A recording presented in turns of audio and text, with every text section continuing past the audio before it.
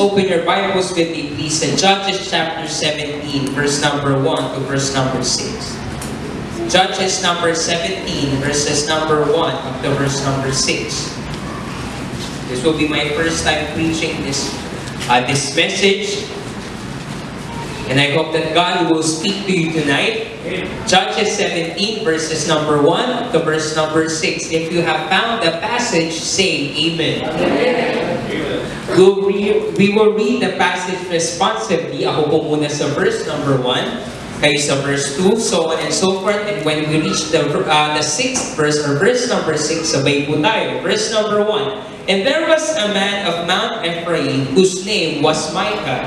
And he said of his mother, 1100 shekels of silver that were taken from thee, about your shoulders, and because of opposing my ears, behold, the silver is with me. I took it, and his mother said, Blessed be thou of the Lord my son. And when he had restored the 1100 shekels of silver to his mother said, I had wholly dedicated the silver unto the Lord from my hand for my son, to make a graven image and a molten image. Now therefore I will restore it unto thee.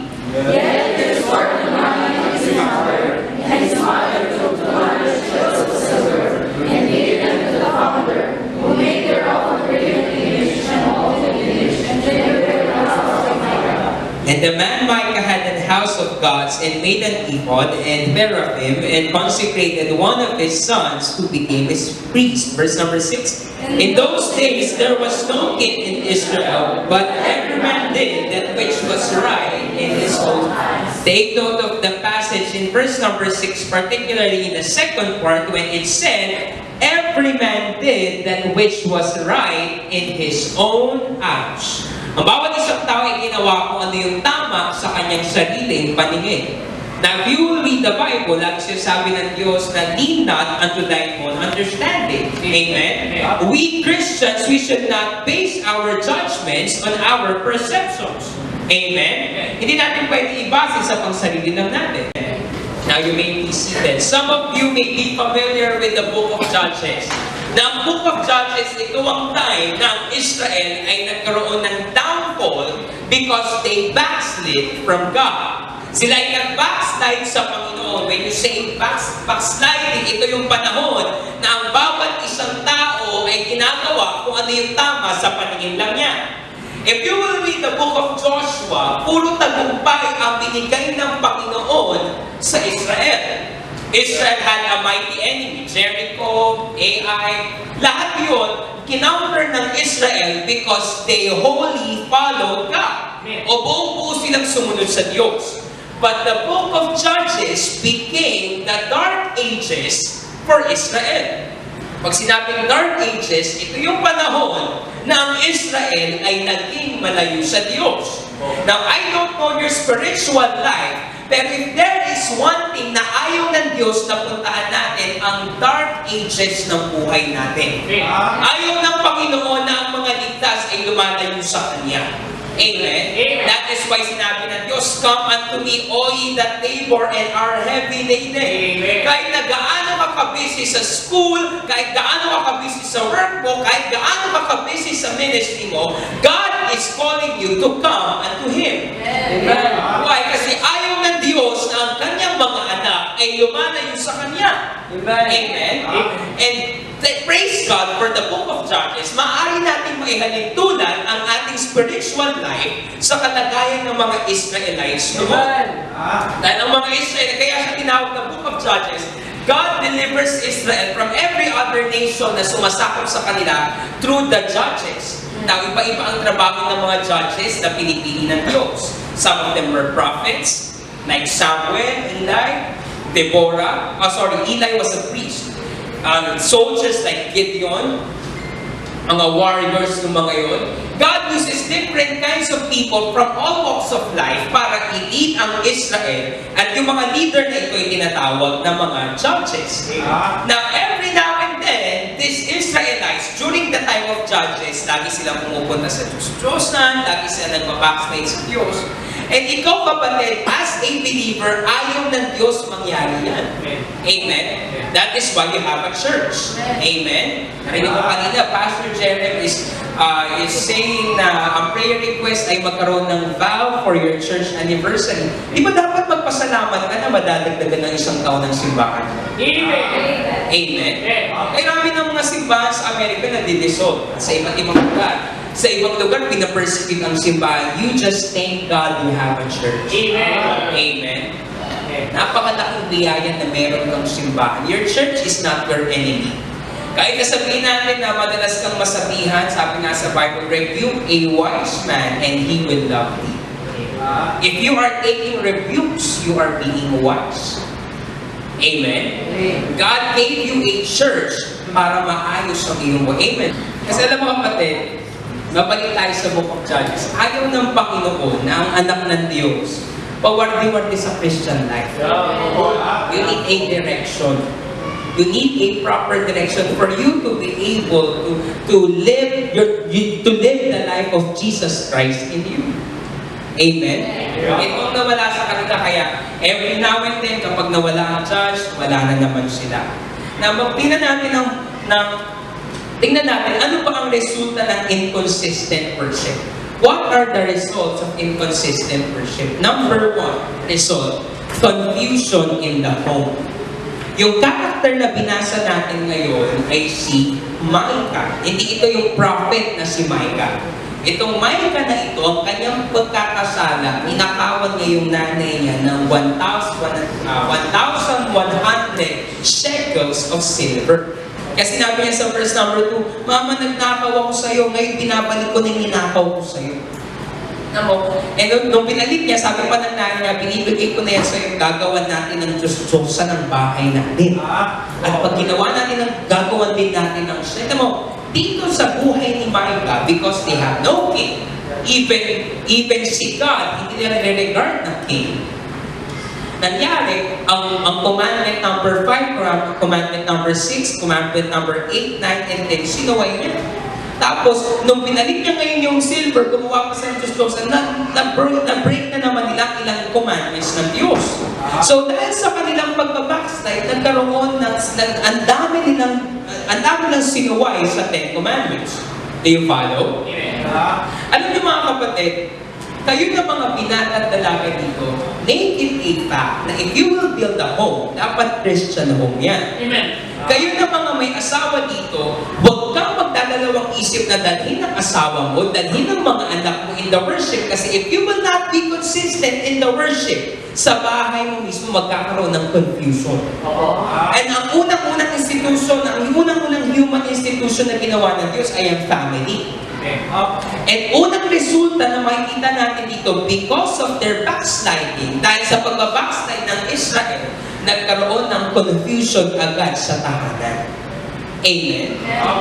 And I am glad na dito sa inyong church, you have many young people who follows God. I do pray na maging totoo yan. Amen? Hindi kailangan ng Diyos ng mga young people na napaka-worldly. Na napaka-carnal. Like ko sinasabi sa aming church, sa mga young people, bawas-bawasan mo ang pagsiselfie mo, carnal yan eh. Preach! Amen? Am I talking to anyone? Kasi ang kailangan ng Diyos, spiritual na Christian eh. Ang selfie, spiritual ba yan? Pinipicture mo ba yung kaluluwa mo? Pinipicture mo yung mukha mo eh. Kaya sabi ng Panginoon, beauty is vain. Bibili ka pa ng camera na makayang mag-edit ng mukha mo. That's vain, sabi ng Bible. Amen? Amen? Ang mahirap niyan, kung lalaki ka, puro ka pa selfie. Kung ano-ano pang app yung gamit mo. Bili tayo ng Oppo, maganda yung Oppo na pang selfie. Hello? Amen? Gamitin mo tapos yung social media mo, nakikita sa iyo ang pananampalataya mo sa Diyos. You are not saved to impress people. Tingnan mo si Sandra Ford, nagpagwapo na, naka-impress ba siya ng mga tao? Ganun pa rin yung tao sa kanya. Kung yung mga tao ayaw sa'yo, kahit magpa-selfie ka dyan, ayaw pa rin yan sa'yo. Amen? Amen. If you will live your life for others, if you will live your life para i-impress ang ibang tao, you will end up lonely. Magiging malungkot ka. Amen? And if you will live your life for the glory of the Lord, hindi sayang yung buhay. Yan ang naging problema sa tahanan nila Michael. They were Israelites. Hindi nila kinilala na king nila ang Panginoon. Kung meron mang hari dito, ang hari natin na yung Panginoon. Amen? God should receive your highest regard. Ang ganang dapat natin nasa Diyos. Amen? Bibigay natin ang highest regard sa Diyos. Amen? And you will start planting it habang mga bata pa sila. Amen? Habang bata pa, you will come to church on. Kasi pag nai-respeto mo ang worship, you will be in the church on time. Amen? Yun yung ginagalang mo eh. In your school, you respect your profession, pumupunta ka na on time. Dapat mas lalo ang Panginoon. Kasi if you will not regard God as the King of your life, matutulad ka sa nangyari sa Israel dito. Sabi sa Bible, there was no king. Wala pa dito sila king. So, pero alam ko ang tinutukoy dito na king, hindi yung human king. Kasi nga yung mga king nila, sablay din. Si Saul, naging sablay siya, marami siyang pinapatay. Si David, si Solomon, pati mga sumunod din sa atin dahil maraming sablay. Pero yung king na tinanggihan nila, ang unang-unang king which is God. Amen? Kaya ngayon pa ng Christians, I am challenging you, ibigay mo ang highest regard mo sa Diyos. Amen? Number 2, results of inconsistent worship. Number 2, poor judgment. Poor judgment. Judges 17. Balik tayo dito. Verse number 5. Are you there? Say amen. Okay, ready, read. And the man Micah had an house of gods, and made an ephod and teraphim, and consecrated one of his sons, who became his priest. If you will study the Bible, tanging Levite lang ang sinabi ng Diyos na maging priest. If you will read the rest of the chapter, kumuha rin naman si Micah ng Levite na priest, pero hindi naman anak ni Aaron. So, mali pa rin. Pero ang una niyang mali, because of his inconsistent worship of God, at hindi nila kinilala na king nila ang Panginoon, poor judgment. You know, if you will not regard God as the king of your life, sa lahat ng aspekto ng buhay mo, magiging poor ang judgment mo. Amen? Magiging poor ang judgment natin. Sa love life, if you will not worship God, mapupunta ka sa unbeliever. Amen? And our pastor would always tell us in our church na if a woman or if a man who is a Christian will fall in love with an unbeliever, that is suicide. That is suicide. Bakit? Kasi ang maging single ka nga lang na Christian, mahirap na. Paano pa kung ang asawa mo hindi ka pa pareho ng pananampalataya? Amen? Diba? Sabi na aming pastor, pag unbeliever ang napangasawa mo, nagpipray ka pa lang, siya kumakain na. Diba? Aalis kayo ng bahay, magpipray ka pa lang sa pintuan mo, yung asawa mo naglalakad na. Hindi ka na makakapag-pray nun. Tama? Malakas pa naman ang hatak ng mundo sa atin kasi may carnality pa sa atin. Na yun nga yung pilit natin i-abolish by the grace of God. Amen? Pero alam niyo mga kapatid, if you will not worship God consistently, poor judgment. Amen? Pati sa offering mo, if you will not put your faith on God, pwede mo isipin na, okay na lang itong offering na to. Sa pagsisipang, ay okay na lang na every other Sunday. Poor judgment. Amen? Alam niyo mga kapatid, totoo talaga ang Panginoon, pinagpapala ang anak niya pag sumusunod. Amen? Every time na meron akong blessing, every time na may love gift, every time na meron akong natatanggap from my school, I will give it to the Lord. Bakit? Kasi ang judgment ko at ang pananampalataya ko, if I will just give everything to God, babalikan niya. Amen? And by the grace of God, may isa akong subject na consistent, puro 100 ang natatanggap ko score. Minsan ako di makapaniwala eh. Kasi ang ginagawa ko lang naman, nag-testimony lang ako sa mga essay ko. Lagi ko nilalagay na yung kung ano yung buhay ng isang pastor. Lagi ko sinishare kung ano yung buhay. Kung nilalagay ko kung ano yung buhay sa ministry. Kasi ganun sa essay, sa public ad, puro kaming essay. Kasi pang mga batas-batas na. So pinapaliwanag namin na ibibigay sa aming sitwasyon, we will explain it. Pag binigay mo talaga sa Panginoon, babalikan ka talaga niya. Amen. And we were trained that way sa Bible school namin. Bago ko nag-secular school sa Bible school namin, I will always go out papunta sa bahay. Dati kasi ang bahay namin sa Kamuni. So I will go to Fairview. Kung aalis ako sa bahay namin ng 8 o'clock para mga 9 or 9:30 nasa Fairview na ako at magtuturo na ako sa mga estudyante doon. Minsan darating ka sa Bible school namin, Pastor Jacob, di ba? Alam mo, darating ka, hindi pa naligo yung tuturuan mo. Samantalang ikaw, libong-libo ka, nakapag-preach ka na, darating ka doon. Yung lababo, baha pa, magilinis pa kayo. Pero mahal ko itong mga ito kasi sinamahan nga nila ako dito. Pero mahal ko kasi sila eh. Kaya, I will go there, I will teach. After ko magturo, matatapos ako ng 12 o'clock. From 12 o'clock hanggang 9 ng gabi, Bible study yan. Binibigay ko ng lagi lahat ng best ko for the Lord. Amen. Because I know, kapag sinunod ko ang Diyos, yung judgment ni God, yun yung magiging judgment. Hindi ako magkakaroon ng poor judgment. Amen. Amen. Amen.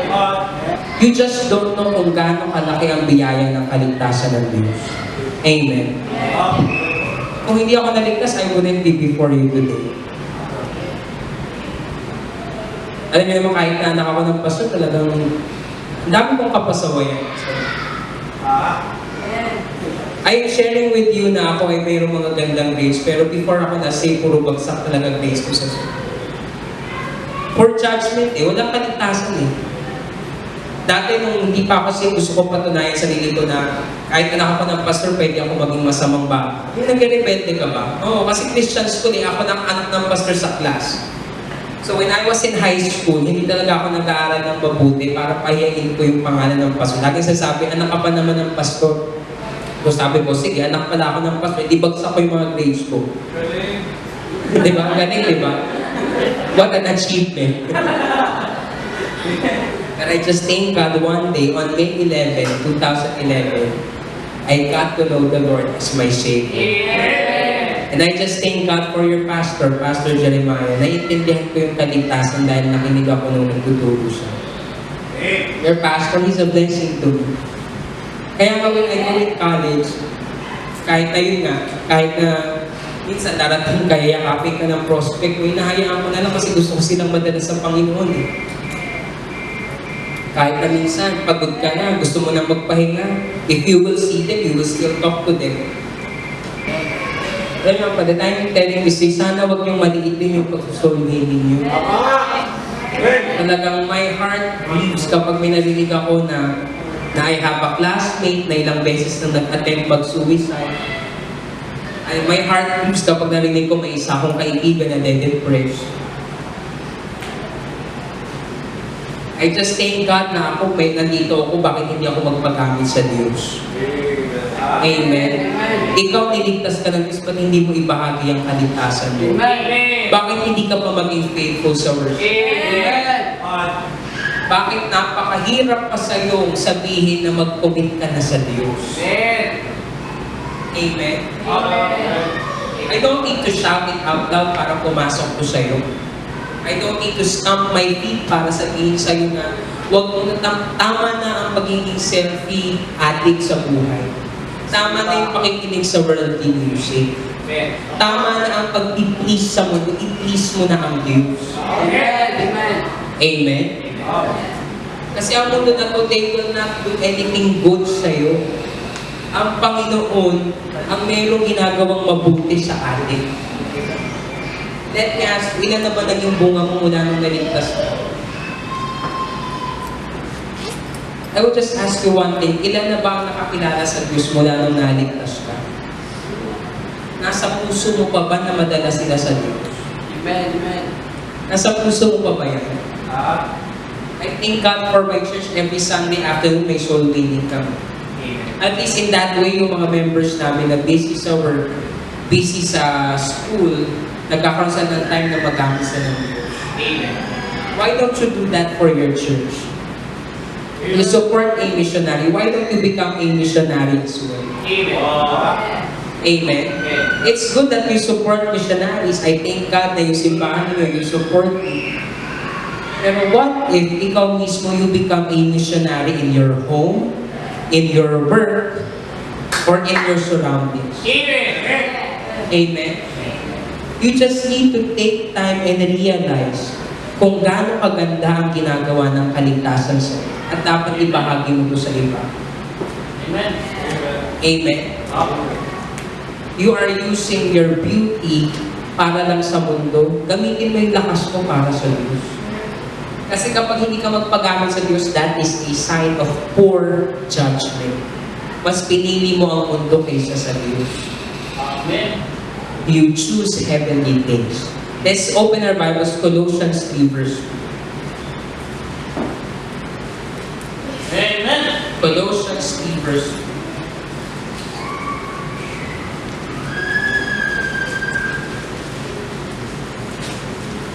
Right there, say amen. Amen. Ready, read. Set your affection on things above, not on things on the earth. Amen. Sabi sa Bible, we are to set our affection on things above. Ano sa mga kapatid, lahat ng bagay sa mundo, this is but temporary. Hindi na mababago yan. Amen. Lahat ng ginagawa, lahat ng hawak mo ngayon, that is temporary. This building, this beautiful place, if God will dissolve the earth, kasamang mali-dissolve lahat ng ito. Amen. Amen. Which is why sinabi ng Diyos, you are to set your affection on things above. Amen. Amen. Amen. You should enrich your bounty in heaven. Amen. Amen. If you have a blessing, give it to your church. Share it with your church. Amen. I always practice it. Alam niyo mga kapatid, babalikan ka talaga ng Diyos. I prayed in the prayer meeting. Nagulat na lang ako before I went home. Nag-abot sa akin Sister Jeannie ng support niyo sa akin. I thank God for it. And when I got home, sabi ko kay Mama, Papa, may blessing ako. SPBC Manila gave me this love. Ibibigay ko ito lahat sa church. I practice 100% giving pag-love gift ko. And if I will preach in a different church, ibibigay ko lahat sa church. Because I want my church to be enriched. Kasi kung hindi naman nasa simbahan ko, hindi naman ako magiging ganito. Now, I am not saying na gawin mo 100%, pero in your heart, give your best para sa simbahan mo. Amen. Amen. Amen. Amen. Amen, mga kapatid. Amen. Give your best part, kasi babalikan ka rin naman ng Panginoon. Amen. Akala mo lang hindi. Pero as time goes by, you will see kung paano binibless ng Panginoon ang taong tapat sa Kanya. Amen.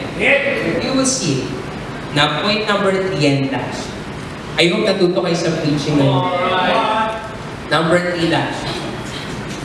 Results of inconsistent worship, confusion in the home, perception is wrong, poor judgment. And number 3, wrong perception in bad situations. Wrong perception in bad situations. Let's open our Bibles. Balik tayo sa Judges 17. Judges number 17. Verse number 13. Okay, there's the amen. Okay, ready? Basahin natin sabay-sabay. Ready, read. Then said Micah, now know I that the Lord will do me good, seeing I have a Levite to my priest. Si Micah, kung aaralin mo ang buhay niya, napakalayo nila sa Diyos. Una, sa sobrang kapasawayan niya sa tahanan niya, ang dami sa 10 Commandments, sinuway nilang mag-ina. Another thing, kumuha siya ng priest at hindi pa galing sa salin lahi ni Aaron ng kinuha ng priest. Basta di pa. E di ano ang kanyang reaction? Ay, alam kong papalahin ako ng Diyos dahil sa nagawa ko na ito. E And if you will read verse number 18, hindi naging okay ang outcome ng kanyang ginawa. Why? Kasi dito, makikita mo, nagkaroon siya ng maling perception sa kanyang ginawa. Wrong perception of bad situations. Alam nyo, do not be a victim of this. Baka akala mo dahil walang problema, okay ang buhay mo ngayon. But look at your life.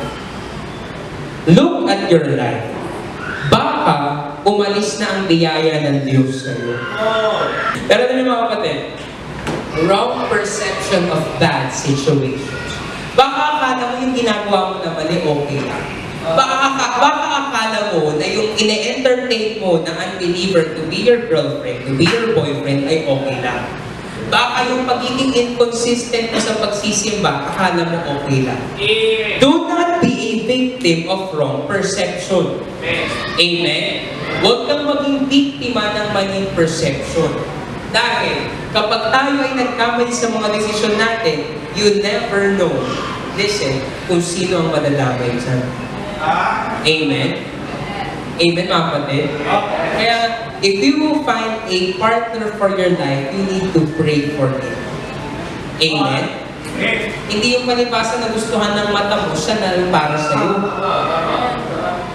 Amen? Kawawa ka naman, binubugbog ka na dahil guwapo, dahil maganda, okay lang sa'yo. Amen? Mamaya, pray ka, dahil hindi ka nag-pray ng love life mo, nung nagkatuluyan kayo, isip bata pa lang napunta sa'yo. Kung kailan mag-asawa na kayo, isa ka nagbibinata. Hello? Are you listening? You will pray. Hindi kasi siya gwapo. Ito naman kung hindi gwapo. Kahit gwapo kung pangit ng ugali, kung mapangit din, di ba? Kaya sinabi ng Bible, beauty is vain. Kasi kahit anong ganda ng mukha mo, kung pangit ang ugali mo, pangit na lahat. Hello? Amen? Are you listening? Hindi ko masasabing mali ang looks. Pero kung ang basis mo lang ay looks, paano kung pumangit yan? You think yun pa rin yun? Amen? Kayo mga kabataan, wag muna kayo mag-pray muna kayo. At saka maghanda kayo. Amen? Kayo naman ng mga matatandang binata na handa-handa na kayo. Okay na yan? Handa na si Ma? Handa na si Brother Van, no? Bakit mga kapatid? Bakit mga kapatid kailangan pag-pray yan? Kasi, yun nga, yung unang institution na ginawa ng Diyos is the home. You must build a Christian home. Amen? Iba ka naman maligtas siya kapag nadala ko. Paano kung hindi? Paano pala kung nakikinig lang? Meron na kaming member, nagpabaptize pa yung nanliligaw sa kanya. Nung sinagot na niya, hindi na magpakita sa simbahan. Makikinig kayo? Pwede yung magpabaptize pa, wala namang problema sa pagpapabautismo kasi gusto ka eh. Kung kukuha ka lang naman, wala silang tatanggihan. Galit. Amen? Pero kailangan magpipray ka talaga. Magpipray ka talaga ng tamang lalaki, tamang babae para sa'yo. Para tama ang judgment natin. Amen? Amen, mga kapatid? Amen. Huwag natin gayahin itong Israel, and I will close with this. Nawawag tayong matulad sa Israel nung sila ay lumayo sa Diyos. Ang kanilang ginawa, listen, ang kanilang ginawa, babalik sila sa Diyos kapag may problema. Kapag okay na ulit ang lahat, lalayo sila sa Diyos.